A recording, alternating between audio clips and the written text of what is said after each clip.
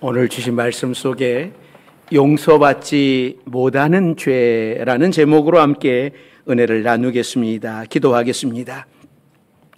전능하신 하나님, 오늘도 하나님 잔치를 배설하시고 우리를 초청해 주시어서 감사드립니다. 오늘도 하나님 안에 거하게 하시고 또 하나님이 우리에게 주시는 말씀 속에 새 힘을 얻게 하시고 하나님과 친밀한 교제를 이루며 살아갈 수 있는 우리 모두가 되게 하여 주옵소서. 또 하나님 앞에 나오며 우리의 모든 무거운 짐들을 가지고 나와 싸우니 이 짐들을 하나님 앞에 다 내려놓사오니 하나님 받아 주옵소서. 하나님이 역사하여 주시고 은혜 위에 은혜를 베풀어 주옵소서. 예수님의 이름으로 기도드립니다. 아멘. 오늘도 하나님의 잔치에 참여하신 여러분들에게 하나님의 은혜가 함께 하시기를 바랍니다. 어떤 지혜로운 선생님이 제자들에게 이런 질문을 했다고 합니다. 여러분들도 이 질문을 한번 생각해 보시고 여러분 나름대로 한번 답을 해 보시면 좋겠습니다. 선생님이 학생들에게, 제자들에게 이런 질문을 했습니다. 죄인 줄 알고서 죄를 짓는 사람과 죄인 줄 모르고 죄를 짓는 사람이 있다. 어느 죄가 더 큰 죄이겠느냐? 학생들은 이 선생님의 질문을 듣고 이렇게 이구동성으로 이야기했습니다. 선생님, 알면서도 지은 죄가 더 심각합니다. 여러분들은 어떻습니까? 죄인 줄 알고서 지은 죄를 짓는 사람하고 나 몰랐는데? 나 이거 죄인 줄 몰랐어 라고 하면서 죄를 짓는 사람하고 어느 죄가 더 큽니까? 학생들이 다 이야기를 했을 때에 선생님이 웃으면서 학생들한테 이런 이야기를 해줍니다.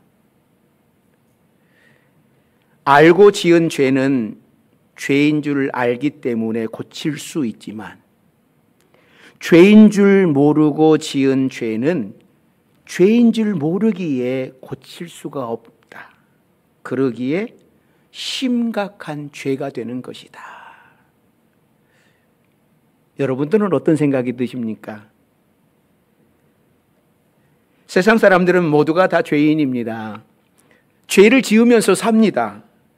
그리고 이 모든 죄는 하나님의 심판대 앞에서 심판을 받게 될 것입니다. 그런데 어떤 사람은 죄인 줄 알면서 짓고 또 어떤 사람은 죄인 줄도 모르고 죄를 지어요. 예를 들어서 이 식인종들은 사람을 잡아먹는 것이 죄인 줄도 모르고 잡아먹습니다. 그러다가 그들에게 복음이 들어가서 한 생명의 소중함을 깨닫고 그 죄를 멈추게 됩니다. 우리가 만일 죄인 줄도 모르고 죄를 짓는다면 식인종과 같은 수준으로 내려가는 것이죠. 오늘 본문은 죄에 대하여서 말씀을 하고 있습니다. 그러니까 죄에 대한 문제가 나오면 은혜가 되지 않고 불편한 분들도 계실는지 모릅니다. 그러나 우리는 죄에 대해서 확실히 알고 하나님 앞에서 해결받아야 합니다. 그런데 오늘 본문은 특별히 용서받지 못하는 죄가 있다라고 말씀을 합니다. 아무리 용서를 빌어도 용서받지 못하는 죄가 있다면 회개할 필요가 있을까? 이런 생각이 들잖아요. 그러나 여러분, 우리에게는 희망이 있습니다. 우리의 죄를 용서하시고 천국 백성이 되게 하시려고 예수님께서 십자가 지셨기 때문입니다. 그 십자가 보혈을 의지하여 회개하면 하나님께서 모두 용서해 주십니다. 그런데 십자가를 지신 예수님이 직접 말씀하시기를 용서받지 못하는 죄가 있다라고 말씀을 합니다. 그러니까 예수님의 보혈은 능력이 크시기 때문에 이 세상의 어떤 죄도 다 용서해 주실 수 있습니다. 그러면 용서받지 못하는 죄는 무엇인가? 성도들 가운데에서도 자신이 심각한 죄를 지었다고 생각하는 사람은 내가 혹시 용서받지 못할 죄를 지고 지옥으로 가는 것은 아닌가 하고 고민하는 분도 종종 있습니다. 결론을 미리 말씀드리면 자신이 혹시 용서받지 못할 죄를 지은 것은 아닌가 하고 염려하는 분은 용서받지 못할 죄를 지은 것은 아닙니다. 용서받지 못할 죄를 지은 사람은 그런 생각조차 하지 않습니다. 자기가 죄를 지었다라고 하는 생각지도 않아요. 그런 사람은 예수님의 보혈을 거부하는 사람들입니다. 그러므로 우리 성도들은 이 문제에 대하여서 일단은 마음 편하게 말씀을 들으시기를 바랍니다. 우리가 지난주에 말씀을 본 것처럼 예수님이 귀신 들려서 말도 못하고 앞도 보지 못하고 듣지도 못하는 사람을 고쳐주셨는데 사람들은 이것을 보고 예수님을 향하여서 다윗의 자손이다, 메시아다라고 이야기를 했어요. 그리고 놀랐어요. 그러나 바리새인들은 귀신의 왕 바알세불을 힘입어서 귀신을 쫓아낸다라고 예수님을 조롱했습니다. 그러자 예수님께서 여기에 대하여 답을 하시면서 오늘 용서받지 못하는 죄에 대하여서 언급을 하고 계시는 겁니다. 그러니까 지난주의 말씀과 오늘 본문이 연결이 되는 거예요. 자, 그러면 용서받지 못하는 죄란 어떤 죄일까요? 자, 본문 31절, 32절 말씀 같이 읽습니다. 그러므로 내가 너희에게 이르노니 사람에 대한 모든 죄와 모독은 사하심을 얻되 성령을 모독하는 것은 사하심을 얻지 못하겠고 또 누구든지 말로 인자를 거역하면 사하심을 얻되 누구든지 말로 성령을 거역하면 이 세상과 오는 세상에서도 사하심을 얻지 못하리라. 그러니까 예수님께서 말씀하시기를 사람에 대한 죄, 예수님을 말로 거역하는 죄는 용서받을 수 있지만 성령을 거역하는 죄는 절대로 용서받을 수 없다라고 말씀하시는 거예요. 자, 그러면 성령을 거역하는 죄가 뭡니까? 성령을 거역하는 죄. 그러니까 사실 이 성령을 거역하는 죄라고 하는 것은 예수님을 거역하는 죄를 말하는 겁니다. 예수님께서 하나님의 아들로 이 땅에 오셔서 우리를 구속해 주시는데 이것을 거부하는 것이 바로 성령의 사역을 거역하는 거예요. 바리새인들은 예수님이 하나님의 아들임에도 불구하고 예수님이 하시는 일을 보면서도 사탄에 사로잡혀서 예수님을 거역을 했습니다. 누구든지 예수님을 믿기만 하면 구원을 받는데 자신들도 구원받지 않을 뿐만 아니라 다른 사람들마저도 구원받지 못하도록 철저하게 사단의 편에 서서 예수님의 사역을 막고 있었어요.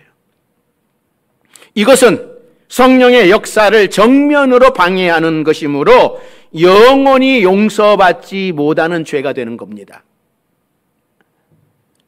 결국 이들이 어떻게 됩니까?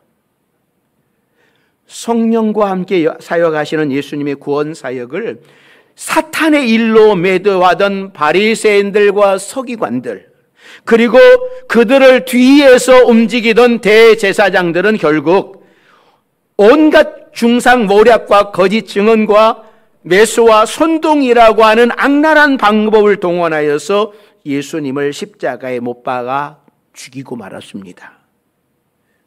예수님은 이렇게 해서라도 십자가를 지시면서 인류의 구원 역사를 이루셨지만 예수님을 철저하게 거역하던 그들은 사탄에게 이용만 당하고 영원히 용서받지 못할 죄에 빠져서 지옥의 밑바닥으로 떨어지고 말았습니다. 자, 그러면 생각을 해봅니다. 예수님을 거역하기만 하면 모두 용서받지 못하는 죄가 되는 겁니까?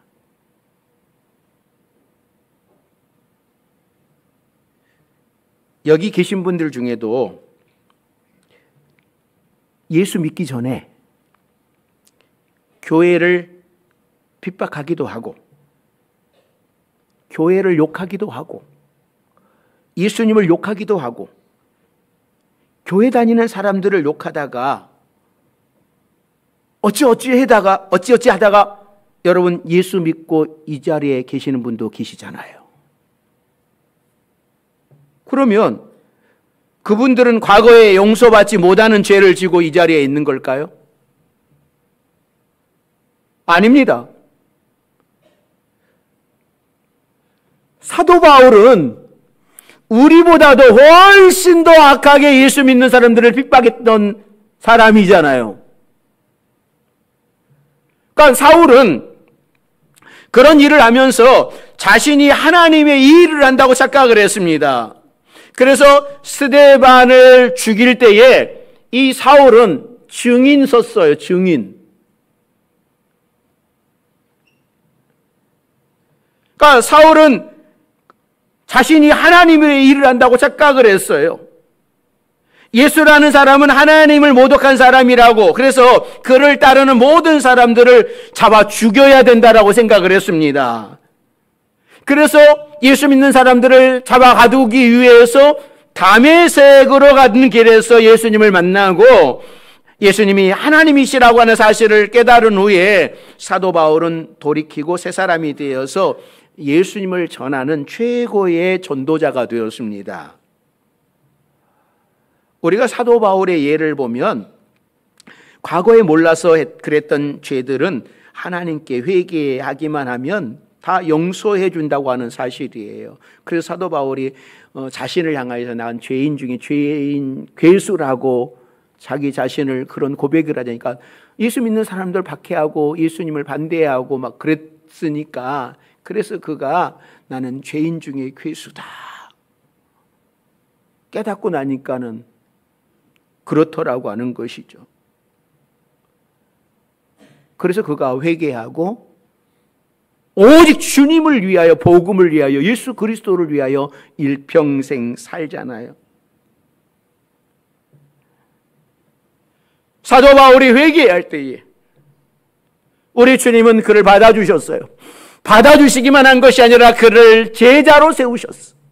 그리고 하나님의 일을 그에게 맡기셨어요.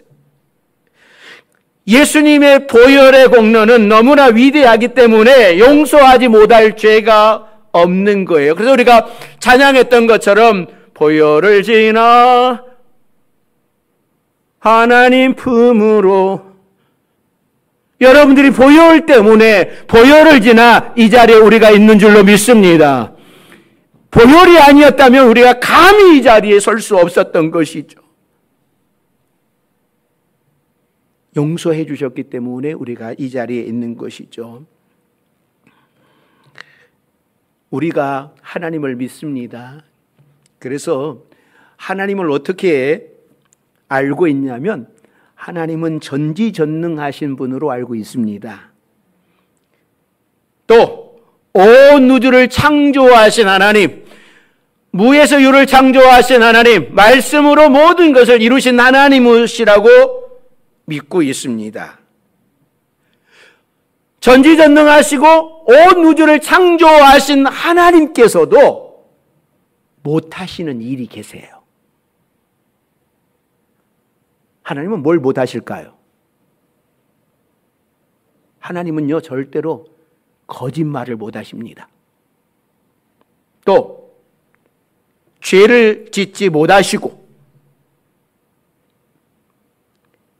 회개하지 않는 자의 죄를 용서하지 못하십니다.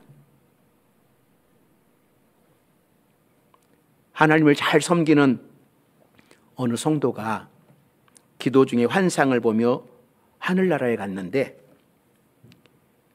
사탄이 하나님께 질문을 하는 거예요. 아니, 하나님, 여기 천당에 온 사람들은 세상에 살 때 그렇게 다 죄 지은 사람들 아닙니까? 아니, 그런데도 불구하고 저들의 죄를 다 용서하시고 천당으로 오게 하시면서 하나님, 나는 한 번밖에 잘못한 것이 없는데 왜 내 죄를 용서하지 않으십니까? 라고 이 사탄이 하나님께 물었어요. 그랬더니 하나님께서 이 사탄에게 뭐라고 말씀하셨을까요? 사탄아,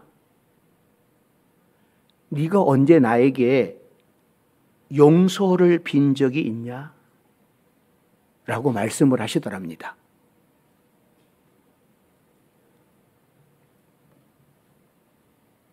사탄이라 할지라도 회개하지 않기 때문에 용서할 수 없다라고 하는 거예요.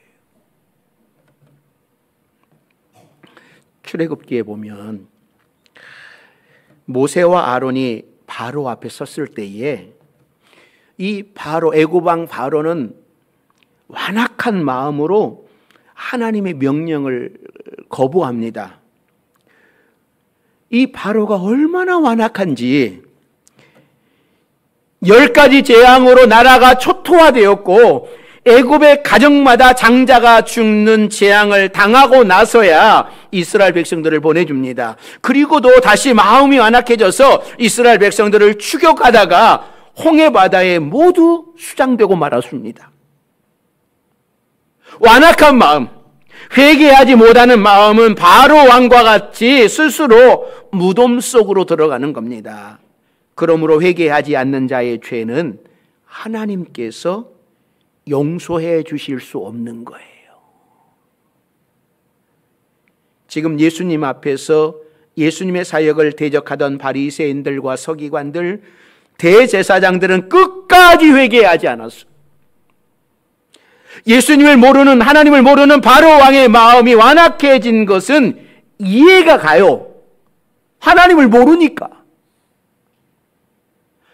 그런데 하나님만 섬기며 살아온 대제사장들과 바리새인들이 하나님의 아들을 거역한 것은 도무지 이해가 되지 않는 일입니다. 그러나 사탄이 그들의 마음을 휘어잡고 있기 때문에 그들은 끝까지 회개할 줄 몰랐습니다. 여러분, 모든 바리새인들이 다 그런 것은 아니었었잖아요. 그 중에 니고데모도 바리새인이었습니다. 아리마대 요셉도 바리새인이었었죠. 그리고 오순절 성령의 역사가 일어난 이후에 많은 제사장의 무리들이 예수님이 메시아이심을 인정하고 교회 안으로 들어왔습니다. 그러나 사탄의 손에 잡힌 자들은 끝까지 회개하지 않고 예수님을 거역했기 때문에 그들은 가룟 유다처럼 용서받지 못하는 죄를 안고 천국에서 멀어지고 말았어요. 사랑하는 성도 여러분, 우리는 수없이 많은 죄를 짓고 살아온 사람들입니다. 그럼에도 불구하고 예수님께서는 십자가의 보혈로 우리의 모든 죄를 다 용서해 주셨습니다. 이 은혜를 깨닫는 사람은 더 이상 죄 가운데 살지 않고 거룩한 백성으로 살아가려고 몸부림치는 거예요. 그래서 죄 때문에 고민하고 죄 때문에 아파하고 죄와 떨어지려고 애를 쓰는 것이죠. 그래서 이 회개라고 하는 것이 뭐냐면, 회개는 이렇게 이제 막 사람이 걸어서 이게 가는 거예요. 이렇게 가는데 보니까 이거 잘못된 길로 가고 있는 거예요. 그래서 이 가던 길을 멈추고 빽 하는 것, 돌아서서 다시 돌아오는 것, 이게 뭐예요? 이게 회개예요. 자, 다시 모입니다. 가요. 가다 보니까는 막 걸어가서 갔더니 이게 죄야. 회개했어. 내 잘못했네. 또 가. 또 이것도 죄네. 이거 계속 가는 건 뭐가? 이거는 회개가 아니에요. 회개는 가던 길을 스탑, 백해, 다시 하나님께 돌아오는 게 회개란 말이죠. 그냥 회개하고 또 가, 그 낭떠러지로 가는 거예요. 회개하면 아파하는 거예요. 내가 잘못했다. 다시 돌이키는 게 회개이지 계속 가는 것은 회개가 아니에요. 그러니까 죄에 대해서 우리가 한 가지 알아야 할 사실이 있는데, 우리가 회개하면 용서받지 못하는 죄가 없다고 말씀을 들었어요. 그렇다면 어떤 죄든지 짓고 나서 회개하면 되는가? 물론 회개하면 용서해 주시지만 이 부분을 악용해서 나는 이미 구원받은 백성이니까 하나님은 어떤 죄든지 다 용서해 주신다고 생각을 하면서 스스로 죄 짓는 길에 있다면 이건 잘못된 겁니다. 십자가의 은혜를 깨닫고도 계속해서 죄를 즐거워하는 사람은 참으로 구원받는 백성이라고 할 수 없는 거예요. 그러니까 이단들 가운데 이런 사람이 있는 거예요. 이단들 가운데 이 구원파가 가지고 있는 교리 가운데 하나가, 나 이미 예수님으로부터 구원받았잖아요. 내 죄를 용서받았는데 이 죄가 과거의 죄, 또 어떤 죄? 현재의 죄, 또 미래의 죄까지 다 용서받았으니까 나 다 용서받았으니까 이제 다 회개했으니까 괜찮아. 다 미래의 죄까지 다 용서받았으니까는 이제 죄를 지어도 상관없어. 이런 교리를 가지고 있는, 그래서 구원파 교주 가운데 그런 악을 행하는 사람들이 있잖아요. 회개할 줄 모르고. 이단들은 죄의 심각성을 모르는 거예요. 또 신천지는 안 그럽니까? 그 전도하기 위해서 뭐를 이야기합니까? 전도하기 위해서 거짓말을 전문적으로 하잖아요. 거짓말을. 그러니까 모략이라고 하는 교리 아래 거짓말. 그래서 교회 안에 성도들 안에 들어와 가지고 성도들을 이단으로 빼돌리고 거짓을. 전도하기 위해서는 거짓말을 해도 괜찮아. 거짓말을 뻥튀기 해도 괜찮아. 죄가 되지 않아.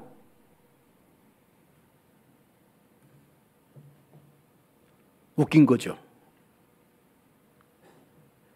이런 이단의 죄성과 통하는 또 일본의 주술이 하나 있는데요.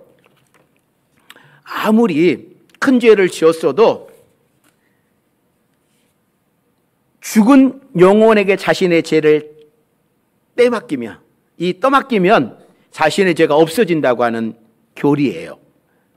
단 죽은 지 3일이 이내여야 된다고. 3일 이내에.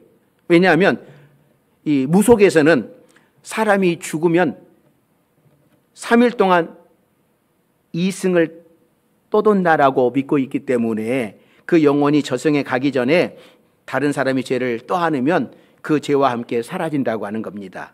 그러면 어떤 일이 가능해지냐면 자기 죄를 죽은 영혼에게 전가시키기 위해서 사람을 일부러 죽일 수도 있는 거죠. 참 무서운 일이죠. 여러분, 우리 성도들이 이런 주술에 빠지지 않고 사랑하는 예수님을 믿고 구원받을 수 있다는 것이 여러분 얼마나 놀랍고 감사한 일입니까?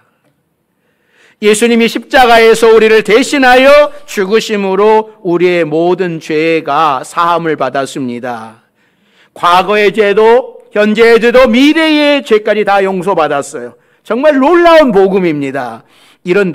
그런데 복음을 잘못 이해하는 사람들은 미래에 지을 죄까지 다 용서받았는데 내가 뭐 하려고 선하게 살 필요가 있냐? 그럴 필요 없지. 또 어떤 사람들은 하나님은 어떤 하나님이시라고 이야기합니까? 사랑의 하나님이시니까 사랑만 강조하다 보니까 죄를 짓는 자리에 가서도 하나님은 나를 사랑하기 때문에 다 이해하실 거야. 하나님이 내 형편 다 보고 있으니까 다 이해하실 거야. 난 어쩔 수 없었어.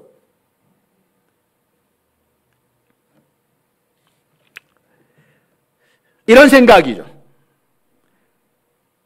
이런 이단과 비슷한 이런 믿음이 한국 교회와 교인들에게 퍼져 있어요. 그래서 죄에 대한 심각성이 없습니다. 회개를 해도 진솔한 회개가 없는 거예요. 회개는 백홈이잖아요. 돌아서는 거잖아요. 백하는 거잖아요.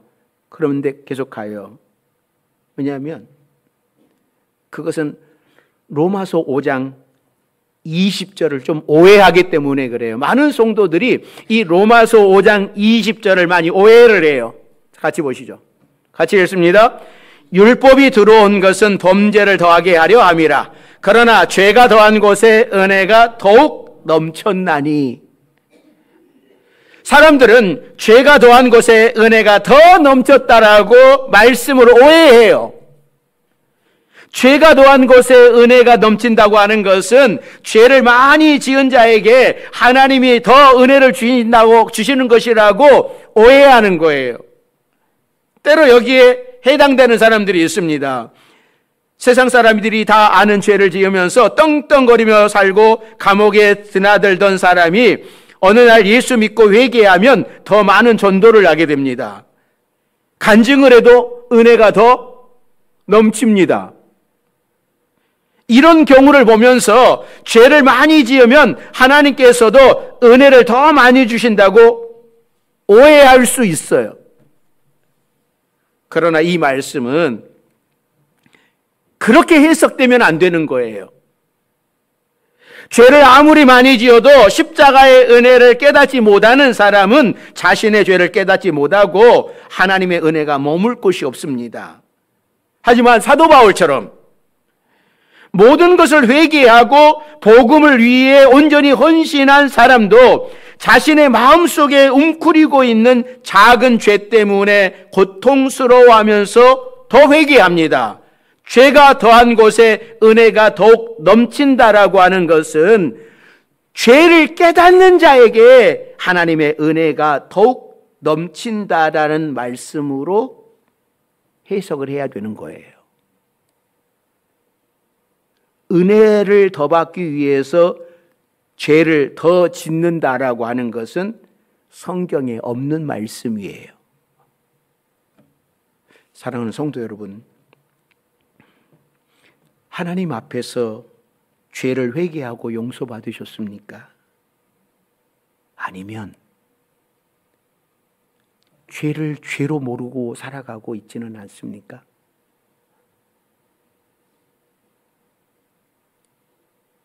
죄인데도 죄를 모르고 살아갈 수 있어요. 예수 믿으면서도. 어떤 경우냐면 성경하고 담을 쌓고 살아가는 사람. 성경을 대하지 않는 사람은 그렇게 오해할 수도 있어요. 그냥 사랑의 하나님, 예수님이 나를 십자가에서 용서해 주셨으니까 그것으로 끝. 여러분,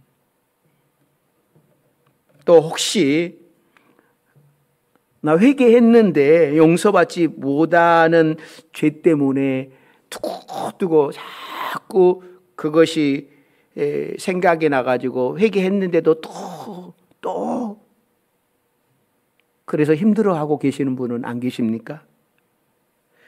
죄를 깨닫고 회개하는 자는 절대로 용서받지 못하는 죄가 아닙니다. 죄를 죄인 줄도 모르고 죄에 대한 감각도 없이 살아가는 자들의 죄가 용서받지 못하는 거예요. 이게 무서운 거예요. 예수님이 어떤 분이신 줄 알면서도 하나님의 사역에 방해하고 사역을 거역하는 죄가 용서받지 못하는 거예요. 하나님께서는 우리 죄를 용서하지 못할 것이 하나도 없습니다. 은혜로우신 하나님께서는 우리의 모든 죄를 용서하실 준비가 항상 되어져 있는 분입니다.